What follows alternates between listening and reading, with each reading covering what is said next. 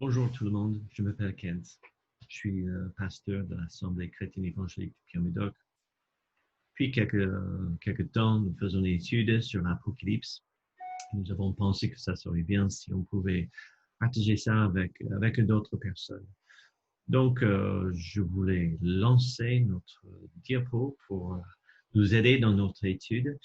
Vous avez notre adresse mail sur l'écran. Et donc, si vous désirez, vous pouvez m'écrire à cette adresse avec vos questions. Comme j'ai dit, le but de notre étude, c'est de vous encourager. Donc, si je donne comme titre Bienvenue à l'Apocalypse, je ne veux pas décrire quelque chose qui pour vous faire peur ou de vous agiter. C'est le contraire. Je veux que vous soyez encouragés dans votre foi, que cet enseignement vous apporte quelque part une consolation, que ça vous apporte aussi une édification, que vous pouvez construire votre foi en Jésus-Christ. Et pour faire ça, nous voulons comprendre les textes d'une manière simple. Nous voulons respecter le sens et l'usage des mots dans leur contexte grammatical, contexte historique. Si nous considérons aussi l'ensemble des passages qui parlent de la fin du temps, nous ne voulons pas mettre l'accent sur un passage uniquement ou de mettre en valeur d'autres passages. Ceci dit, pour notre sujet aujourd'hui, effectivement, c'est le livre de Daniel qui porte une grande clé, on peut considérer, c'est l'enlèvement de l'Église. Et comme j'ai dit dans notre dernière étude, je constate que c'est l'événement qui déclenchera les événements de la fin. C'est-à-dire que nous allons continuer dans le temps jusqu'à un certain point où l'Église sera enlevée et à partir de là, les événements qui sont décrits dans l'Apocalypse vont se déclencher les uns après les autres. Alors pourquoi je tiens à cette idée, cette doctrine de l'enlèvement de l'Église? Il y a quelques repères importants par rapport à Dieu et nous, c'est-à-dire que ça implique notre relation avec Dieu. Tout d'abord, j'espère que vous êtes convaincus que Jésus vous aime et vous aimez Jésus. Enfin, c'est mon cas, donc j'ai mis dans la première personne, Jésus m'aime et j'aime Jésus. Mais aussi, Jésus, je constate, est bon pour moi et il est fidèle. Donc, et puis, par rapport à ma relation avec Jésus-Christ, je veux faire des bonnes choses pour Jésus et rester fidèle à lui. Je veux rester fidèle dans la foi. Je crois que nous allons recevoir une récompense à la fin du temps en raison de notre fidélité. Si Jésus désire une relation proche avec moi, de preuve, il s'est donné comme sacrifice pour mon péché. Il voulait créer ce chemin entre moi et Dieu pour que je pouvais avoir une relation vivante, dynamique, et voilà, une relation avec lui que je peux ressentir. Et donc, je désire me trouver dans sa présence. Et je vais me retrouver dans sa présence quand il revient pour moi. Alors, pourquoi je crois que l'enlèvement de l'Église aura lieu avant le début de la tribulation? Et tout d'abord, je crois enfin, j'ai grandi dans une famille où il y avait beaucoup d'enseignements sur la fin du temps.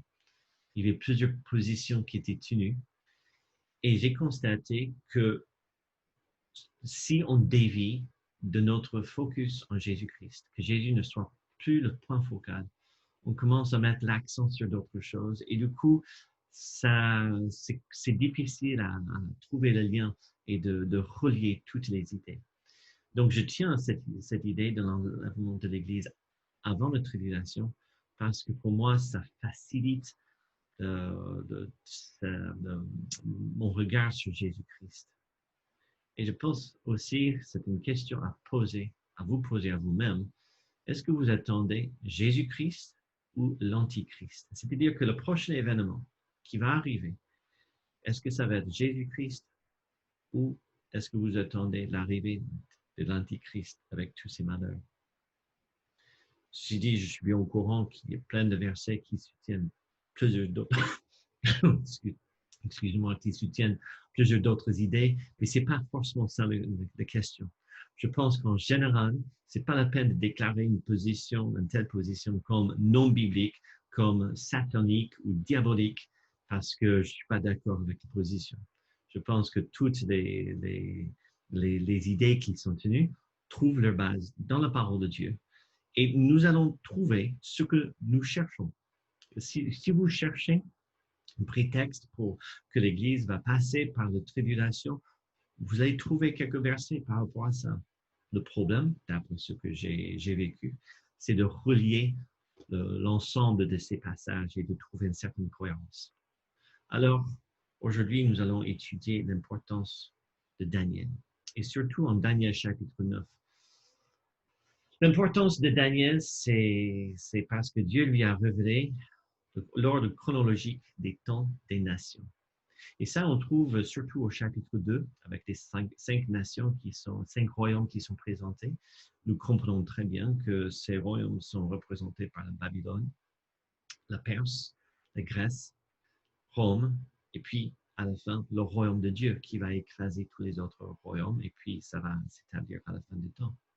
Donc, il nous a donné l'ordre chronologique, mais aussi, on voit dans ses prophéties que Dieu lui a donné des détails précis. Par exemple, au chapitre 7, on voit des détails très précis de comment au sujet de la Perse et comment la Grèce va prendre l'ampleur et prendre la place de la Perse. On voit au chapitre 10 et 11 des détails tellement précis au sujet de la révolte machabéenne que les critiques dans le 19e siècle pensaient que Daniel a écrit ces choses après les faits. Mais en fait, il a écrit toutes ces choses avant que c'est arrivé, avec une telle précision que les gens pouvaient prévoir ce qui allait se passer. Donc, Dieu a révélé à Daniel non pas seulement l'ordre chronologique des temps des nations, mais aussi ce que j'appelle le chronomètre céleste des temps des nations. C'est-à-dire qu'à partir d'un certain moment, le chronomètre va commencer à marquer le temps. Et puis, ça va marquer le temps jusqu'à un certain moment où ça va être la fin. Donc, on voit ça en Daniel chapitre 9, à partir du verset 23 jusqu'au verset 27. Et puis aussi, on voit dans ce passage les événements repères. Donc, vraiment, Daniel chapitre 9, c'est un chapitre vraiment important pour notre sujet d'aujourd'hui, au sujet de l'enlèvement de l'Église. On voit en Daniel chapitre 9, verset 1, la première année de Darius, fils d'Ahasuérus, de la race des Mèdes, lequel était devenu roi du royaume des Chaldéens. Verset 2, la première année de son royaume, moi, Daniel, je vis par les livres qui devaient s'écouler 70 ans pour les ruines de Jérusalem, d'après le nombre des années dont l'Éternel avait parlé à Jérémie, le prophète. Je tournai ma face vers le Seigneur Dieu afin de recourir à la prière et aux supplications, en jeûnant et en prenant le sac et le cendre. Alors Daniel a lu en Jérémie chapitre 25, versets 11 et 12, qu'Israël serait en Babylone pendant 70 ans. Et c'est extraordinaire. En Jérémie chapitre 25, versets 11 et 12, il dit, Dieu dit par le prophète Jérémie, tout ce pays deviendra une ruine, un désert, et ces nations seront asservies au roi de Babylone pendant 70 ans. Mais lorsque ces 70 ans seront accomplis, je châtierai le roi de Babylone et cette nation, dit l'Éternel, à cause de leurs iniquités. Je punirai le pays des Chaldéens et j'en finirai des ruines éternelles. Donc, ça, c'était écrit même avant que Israël était déporté. Et Dieu avait prévu ça.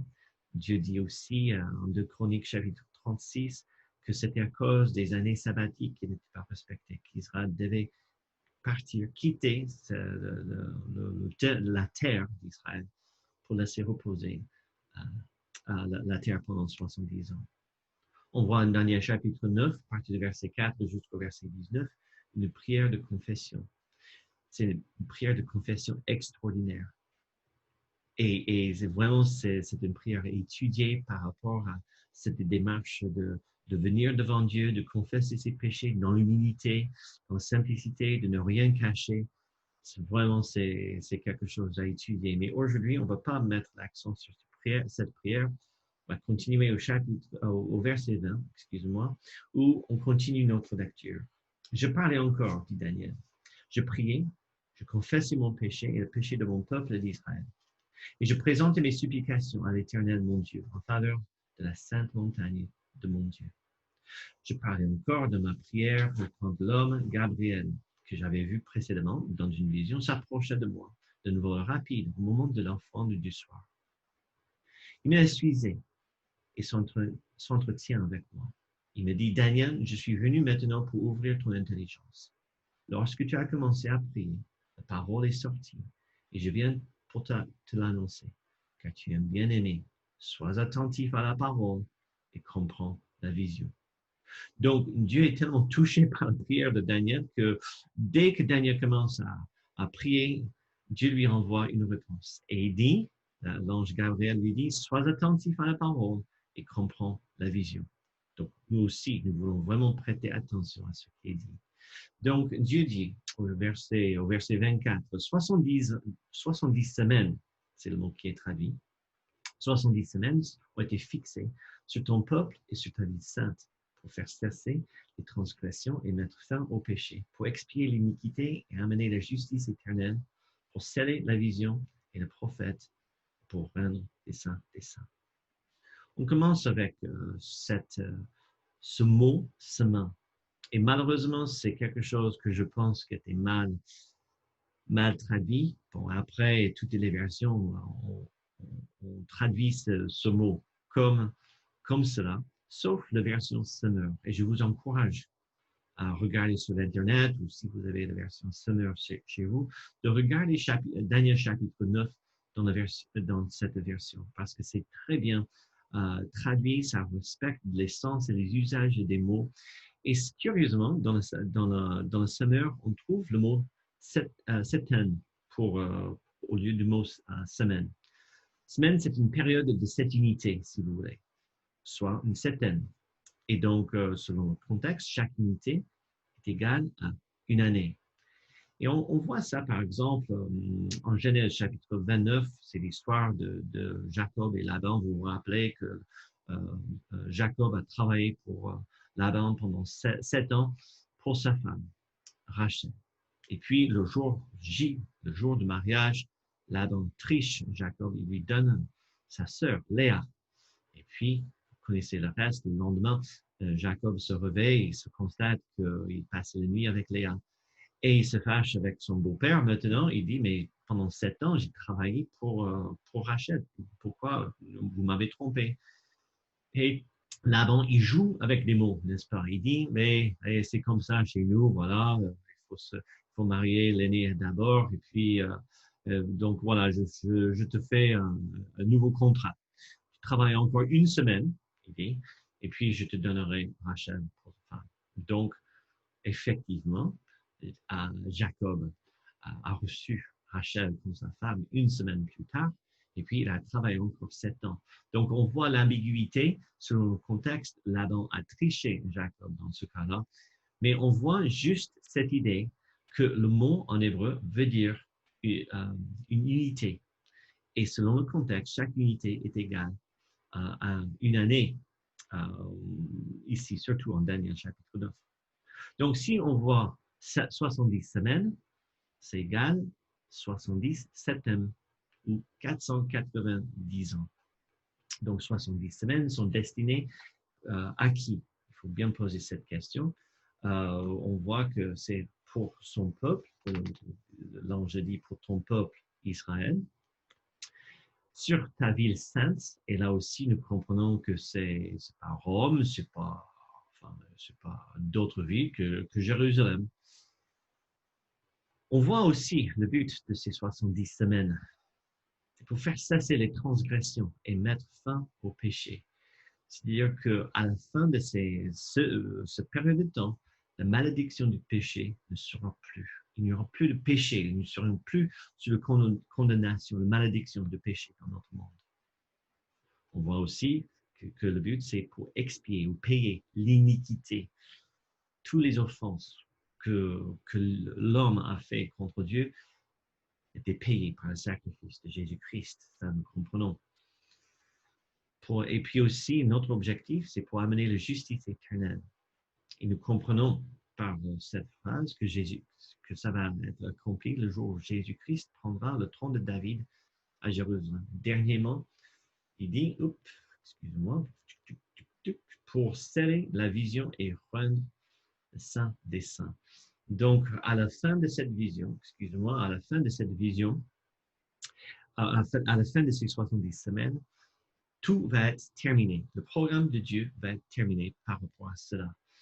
Et donc, maintenant, il faut poser la question, qu'est-ce que Daniel a compris dans la révélation de l'ange? Par exemple, qu'est-ce que Daniel a compris par ton peuple? Et je le dis parce qu'aujourd'hui, nous comprenons, enfin, nous entendons certains qui disent, ce que Dieu voulait dire, c'est une communauté des croyants depuis des âges. Ce n'était pas seulement le peuple juif, c'était un peu le point de vue à l'époque, mais maintenant, avec plus de révélations, nous comprenons que c'est la communauté des croyants depuis des âges. Est-ce que Daniel a compris cela quand Gabriel lui a dit, ton peuple?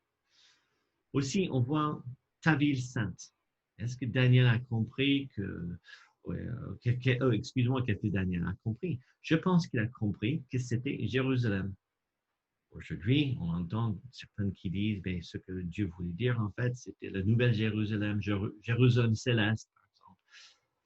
Mais quand on se met dans le contexte historique de Daniel et ce qu'il a compris, il est évident qu'il a compris que c'était son peuple Israël, que c'était le peuple, enfin, la ville sainte de Jérusalem. Et le danger, c'est que quand on comprend les textes d'un sens spirituel, quand on ajoute d'autres significations aux textes, aux paroles qui sont bien compris dans le contexte, on risque d'imposer un sens que Dieu n'a pas prévu. Et je pense que l'histoire nous montre cela.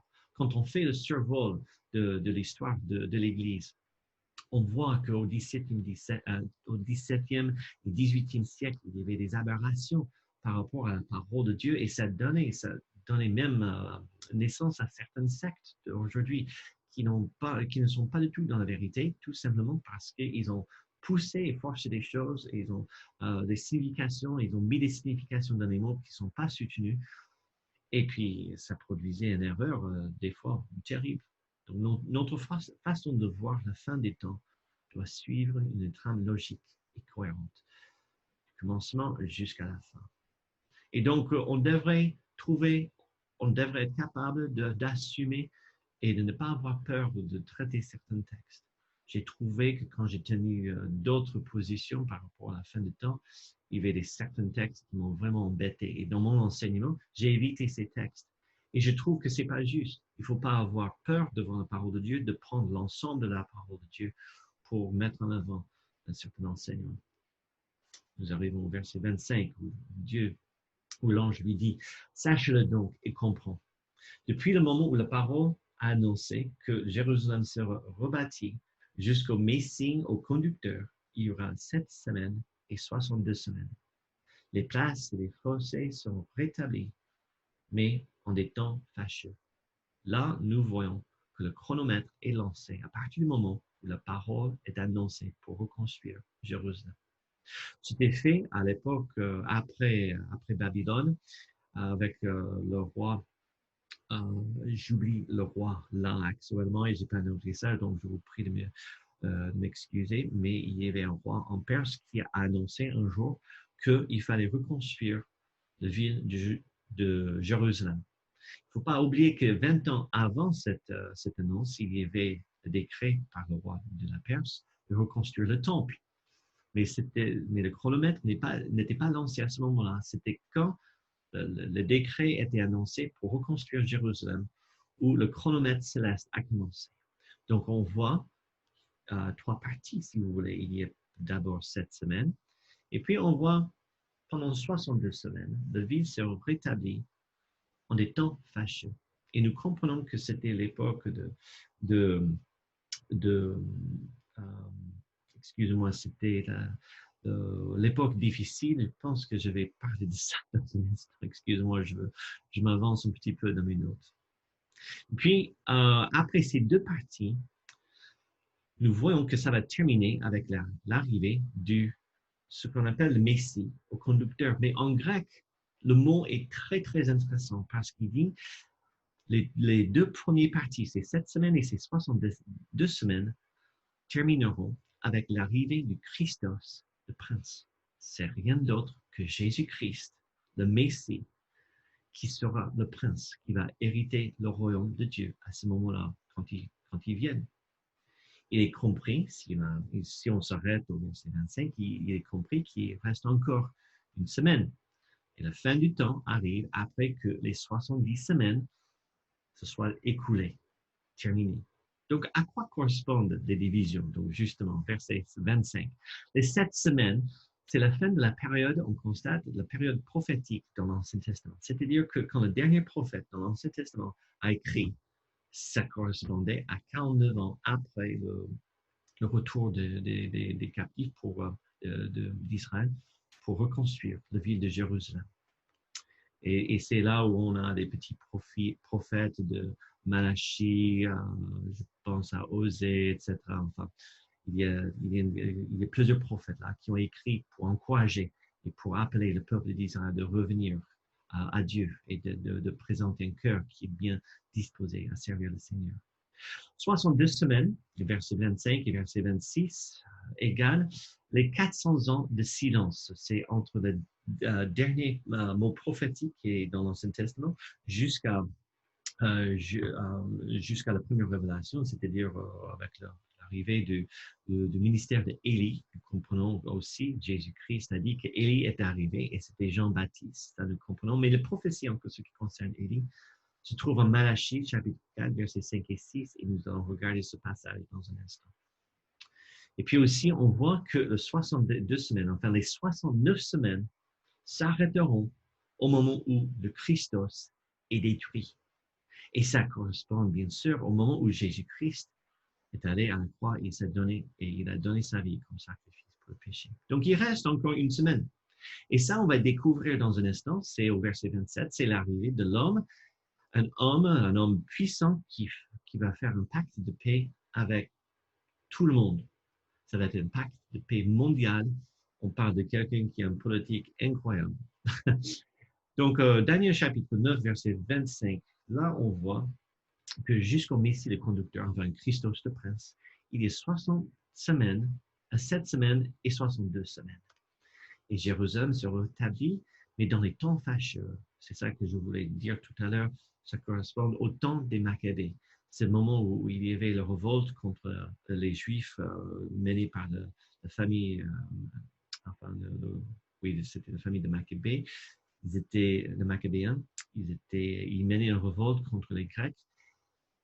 Et c'était des temps compliqués. Mais Jérusalem était rebâtie, les rues étaient remises en place, les murs étaient mis en place.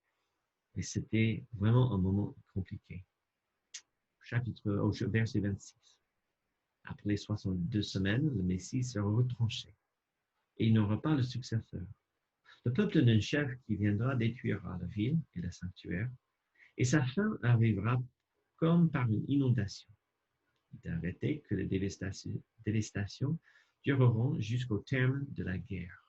Donc, qu'est-ce qu'on voit ici?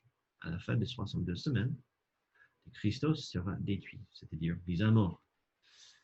On voit aussi dans ce passage que le Christos, et ça, j'ai mis ça en italique parce que ça revient au texte grec, le Christos est innocent. C'est un innocent qui donne sa vie pour ceux qui sont coupables. C'est notre Seigneur Jésus-Christ. On voit aussi au verset 26 qu'il est arrêté que les dévastations dureront jusqu'au terme de la guerre. Il est une question de quoi ça représente. Nous savons que 40 ans après la mort de Jésus-Christ, le général Titre est entré à Jérusalem avec ses armées romaines pour détruire entièrement le ville de Jérusalem, excuse-moi. Mais il est bien possible que cette phrase fait référence à notre guerre. On va parler de cette possibilité plus tard dans notre étude dans quelques semaines. Au verset 27, on continue notre étude et c'est là où on voit qu'il fera une solide alliance avec plusieurs pour une semaine. Et au milieu de la semaine, il fera cesser le sacrifice et l'offrande. Le dévastateur commettra des choses les plus abominables jusqu'à ce que le ruine et ce qui a été résolu fondent sur le dévastateur. Alors, Il fera une solide alliance avec plusieurs. En bref, tout le monde pour une semaine, pendant 7 ans. Et au milieu de la semaine, au milieu, c'est-à-dire 3 ans et demi, 42 mois, il fera cesser les sacrifices et l'offrande. Le dévastateur commettra des choses plus abominables. Et en grec, c'est intéressant parce que ça dit abomination de la désolation. C'est-à-dire que le dévastateur commettra l'abomination de la désolation. Et je retiens cette phrase et on verra pourquoi dans un instant. Est-ce que les 70 semaines sont déjà accomplies? Enfin, dans mon parcours de théologie et dans mes études, excusez-moi, j'ai appris que c'était déjà terminé. Le temps des nations est terminé et l'Église a remplacé Israël. Et nous sommes dans l'époque de cette nouvelle alliance, enfin. Et j'ai trouvé qu'il y avait plusieurs choses qui n'étaient pas, enfin, plusieurs questions qui se posaient et je ne pouvais pas trouver les réponses. À mon sens, il reste encore une semaine sur 7 ans pour Israël, les Juifs, Jérusalem, et c'est un temps de la colère de Dieu. On voit qu'il y a une pause entre la 69e semaine et la 70e semaine, c'est-à-dire entre les versets 26 et les versets 27. Et je vous explique de comment on peut expliquer cela et qu'est-ce qui se passe pendant cette pause entre ces 2 semaines, ces 2 versets. D'abord, et je vous présente ces textes comme des textes qui m'ont aidé à mieux comprendre ces choses. Le premier texte qui m'a aidé à comprendre cela, cette pause, c'était Malachie chapitre 4, verset 5. Il dit, je vous enverrai Élie avant que le jour de l'Éternel arrive. Et puis, il donne une définition à ce jour de l'Éternel. C'est un jour grand et redoutable. Donc, les prophètes dans l'Ancien Testament ont tous compris que la chronologie d'événements était liée à un chronomètre, et pour eux, cette chronomètre ne s'arrêtait pas. Mais effectivement, et ça se voit dans ce verset, je vous enverrai Élie, Jean-Baptiste, avant que le jour de jugement arrive, ce jour grand et redoutable. Il n'avait pas prévu cette pause, mais on voit bien que le jour de l'Éternel, le jour du Seigneur, est un jour grand et redoutable. Ça aussi, c'est un point important et je vais revenir sur cette idée plus tard. Pendant le ministère de Jésus, les disciples lui ont posé des questions. Et comment ça va se passer, la fin du temps? Et puis, entre verset 1 jusqu'au verset 4 jusqu'au verset 14, Jésus donne une série d'événements qui vont se passer. Et je pense que nous sommes en train de vivre un certain nombre de ces choses. On voit que, par exemple, il y aura la peste, des grandes maladies qui vont parcourir le monde. Il y aura des famines, ça on n'a pas trop vu. Il y aura des tremblements de terre, tremblements de terre, etc. Et puis, je dis, je prends le texte d'un sens qui respecte le texte grec. Alors le fin viendra lorsque vous verrez l'abomination de la désolation dont a parlé le prophète Daniel, établi en lieu saint. Et donc, j'ai repris cette phrase tout à l'heure en grec parce que c'est ce que Jésus cite ici en Matthieu. Il revient à ce texte en Daniel, et si nous prenons le texte juste en français comme ça, on ne voit pas le lien, mais quand on décortique le texte et on le voit en grec, c'est-à-dire en Daniel chapitre 9, on voit que, voilà, il y a une base. Pourquoi Jésus dit ça? Et ça va être dans le lieu saint, c'est-à-dire le temple. Alors, un autre texte qui m'aide à comprendre cette pause entre 69e et 70e semaine, c'est 1 Thessaloniciens chapitre 5, verset 3. L'apôtre Paul dit, quand les hommes diront paix et sûreté, c'est là où les choses vont s'éclater. Alors, ça correspond effectivement au verset 27 en Daniel chapitre 9. Il y aura cet homme qui va arriver et qui va annoncer la paix pour tout le monde. Et l'apôtre nous avertit. Il dit, quand les hommes diront paix et sûreté, c'est là où tout va s'éclater. L'apôtre Paul continue, chapitre 1 Thessaloniciens, chapitre 5, verset 9. en disant, après, à partir du verset 3, il décrit tout ce qui va arriver. Mais il termine en disant au verset 9, mais Dieu ne nous a pas destinés à la colère de ce jour de l'Éternel, enfin de cette période, cette fin de temps, où la colère de Dieu va se manifester envers un monde non-croyant. Dieu ne nous a pas destinés à la colère, mais à la possession de la délivrance ou le salut. Je trouve que c'est quelque chose qui, quand on comprend le caractère et le caractère de ces 70 semaines, c'est destiné pour le peuple juif, pour la nation d'Israël, pour Jérusalem. Et puis aussi, c'est une colère de Dieu qui est déversée sur le monde qui ne croit pas en lui, qui ne reçoit pas Jésus-Christ comme le Sauveur. Dieu n'a pas destiné l'Église pour cette colère. Il nous a destinés pour la délivrance de cette période de temps.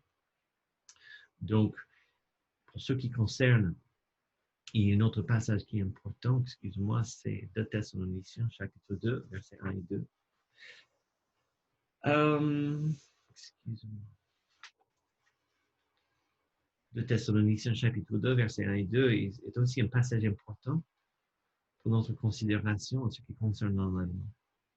L'apôtre Paul voulait conforter les cœurs de certaines personnes dans cette église qui ont pensé que le jour de l'Éternel était déjà là. C'est-à-dire qu'ils avaient déjà vécu plusieurs choses difficiles, de persécution. Ils ont vécu toutes sortes de choses contre eux. Apparemment, il y avait certains qui ont pensé que le jour du Seigneur était déjà là. Ils étaient en train de vivre justement la 70e semaine. Donc, il commence au chapitre 2, versets 1 et 2, en disant, pour ce qui concerne l'avènement, le retour de notre Seigneur Jésus-Christ et notre rassemblement avec lui, ne soyez pas agités ni effrayés. Il dit en bref, je résume le contenu de ce verset. En ce qui concerne la fin du temps, Dieu ne veut pas que nous soyons agités ou déstabilisés ou effrayés par ce qui se passe. Il désire que nous soyons dans la paix. Il dit, restez dans la logique de ce qui a été enseigné. Je vous ai donné des doctrines, restez dans cette logique. Et c'est là où l'étude de la fin du temps devrait nous édifier, ça devrait nous construire notre foi, pour nous exhorter, pour nous encourager de vivre pour le Seigneur, mais aussi pour nous consoler, pour nous amener une paix. Il dit en bref qu'un jour du Seigneur n'est pas encore là. Les 70 semaines ne sont pas encore terminées. Après l'enlèvement, qu'est-ce qu'on voit? Verset 3, on voit qu'il dit que personne ne vous séduise d'aucune manière. Il faut que l'apostasie soit arrivée auparavant, qu'on ait vu paraître l'homme impie, le fils de la perdition. Après le départ, c'est là où l'homme impie, ce chef du peuple puissant, ce politique qui va avoir une influence sur tout le monde. L'homme impie fera son apparition, on voit au verset 3. Au verset 4, on voit que cet homme est un adversaire contre tout ce qui est à Dieu. Et puis, on voit aussi que cet adversaire siégera dans le temple et se déclarera comme Dieu. Antichrist, celui qui remplace Jésus-Christ, celui qui est opposé à Jésus-Christ. Cela, on voit. L'apôtre ne dit pas exactement, ah oui, excusez-moi, il y a encore un verset là, il dit au verset 6, excusez-moi, vous savez ce qui retiennent l'adversaire actuellement, afin qu'il n'apparaisse qu'en son temps. L'apôtre ne dit pas ce qu'il retient, mais apparemment, les Thessaloniciens, ils avaient déjà parlé, et l'apôtre Paul dit, ben, vous savez ce qu'il retient, afin que cet homme impie n'apparaisse qu'en son temps. L'apôtre ne dit pas exactement ce qu'il retient, mais nous pensons que c'est la présence de l'Antichrist dans l'Église. Parce que quand l'Église sera retirée, enlevée, c'est là où l'Antichrist peut commencer à faire son œuvre. Avant, et ça revient à l'étude que je vais faire au sujet de l'Église, actuellement, Dieu est en train d'accomplir sa volonté à travers de l'Église, à travers de l'Église locale. Et quand l'Église locale ne sera plus là, l'Antichrist sera libre de poursuivre son projet.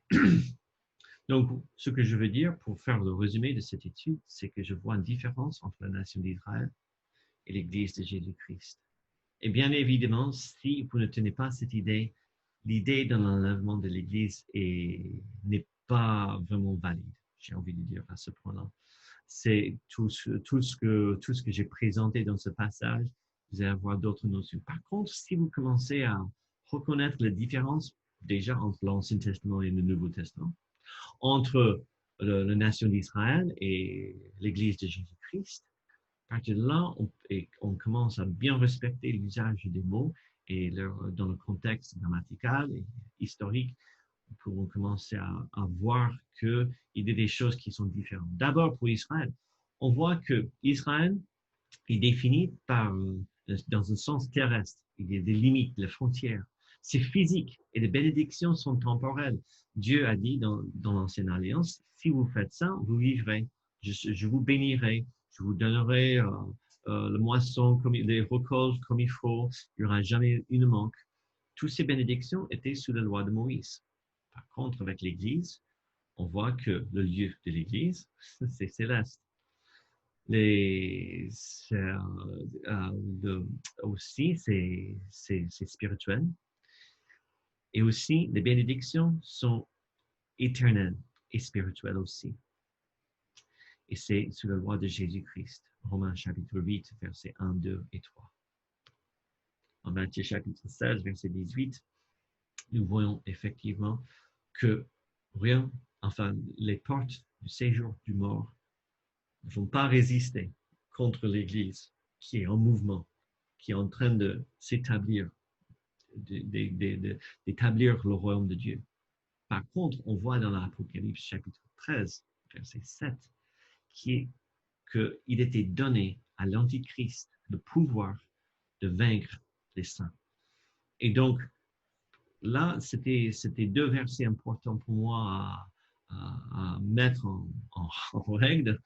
C'est comment peut-on expliquer en Matthieu que l'Église, et il n'y a rien qui va résister contre le mouvement de l'Église vers l'établissement du royaume de Dieu.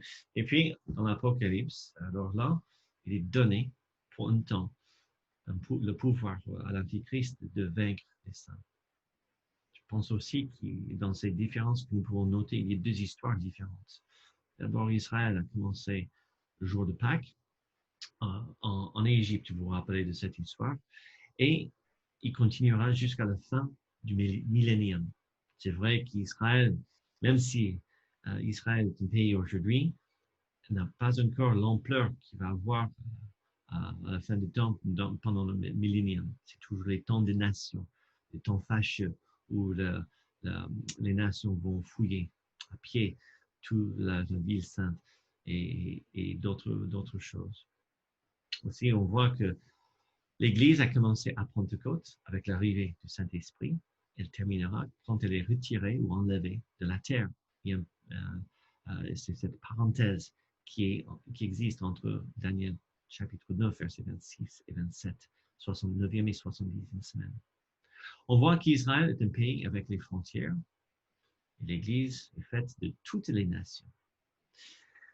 Et en plus, l'Église, le corps de Jésus-Christ, est faite des églises locales en toutes les nations. Donc, le prochain événement prophétique, je repose la question, vous attendez l'apparition de qui? Est-ce que vous êtes en train d'attendre l'Antichrist avec la manifestation de la colère de Dieu et un temps de jugement? Ou est-ce que vous attendez Jésus-Christ qui revient pour nous? C'est une question vraiment importante. J'aimerais terminer cette étude et je vous encourage de réfléchir ces choses avec un cœur ouvert et de considérer ces textes. J'espère que vous avez pu retenir des choses qui vont encourager votre foi. De toute façon, je vous assure que Jésus vous aime. Il désire la meilleure chose pour vous. Et aussi, il ne vous a pas destiné à la colère de Dieu, mais que vous soyez dans la position du salut. Je vous remercie pour votre attention. Donc, si vous avez des questions, n'hésitez pas à me contacter par mail et je répondrai dès que je peux. Que le Seigneur vous bénisse.